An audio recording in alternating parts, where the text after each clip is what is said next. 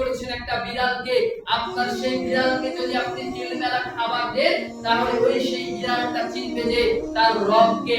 একটা কুকুরকে যখন আপনি তিলবেলা খাবার দিবেন সেই কুকুরটি আপনাকে চিনবে যে এইটাই আপনার মালিক।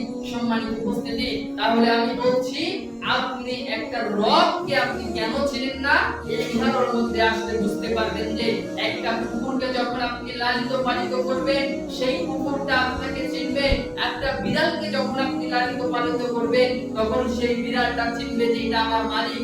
কিন্তু আপনি একটু ভাবুন, একটু কল্পনা করুন যে আল্লাহ রাব্বুল আলামিন আপনাকে দেখার শক্তি দিয়েছে, যে আল্লাহ রাব্বুল আলামিন আপনাকে হাঁটার শক্তি দিয়েছে, যে আল্লাহ রাব্বুল আলামিনকে আপনি চিনতে পারেন না। আপনার মতন হতভাগা, আপনার মতন অকৃতজ্ঞ ব্যক্তি এই দুনিয়াতে আর হতে পারে না। কেন আপনি একটু বুঝুন, আপনি একটু কল্পনা করুন যে একটা বিড়াল আপনি যখন লালিত পালিত করবেন, একটা যখন কুকুর আপনি লালিত পালিত করবেন তখন সেই কুকুরটি আপনাকে চিনবে।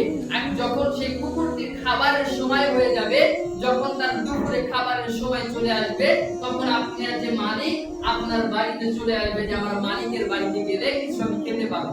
একটা বিড়াল যখন আপনার বাড়িতে মাছের গন্ধ পেলে আপনার বাড়িতে চলে আসবে, কেননা সেই বিড়াল চিনে যে এটা আমার মালিকের বাড়ি, আমার মালিক আজকে মাছ রান্না করেছে, এটা একটা বিড়াল বুঝতে পারে। কিন্তু আপনি মানুষ হয়ে আল্লাহ রাব্বুল আলামিনকে চিনেন না। কেননা আল্লাহ রাব্বুল আলামিন আপনাকে যদি মনোনীত করেছেন, আল্লাহ রাব্বুল আলামিন আপনাকে যাচাই বাছাই করে এই দুনিয়াতে পাঠিয়েছেন। আল্লাহ রাব্বুল আলামিন আপনাকে ইচ্ছে করলে আল্লাহ রাব্বুল আলামিন আপনাকে হিন্দু বংশে আপনাকে জন্মগ্রহণ করাতে পারতেন। আল্লাহ রাব্বুল আলামিন আপনাকে ইচ্ছে করলে আল্লাহ রাব্বুল আলামিন আপনাকে চোখের দৃষ্টি দিতেন না। আল্লাহ রাব্বুল আলামিন আপনাকে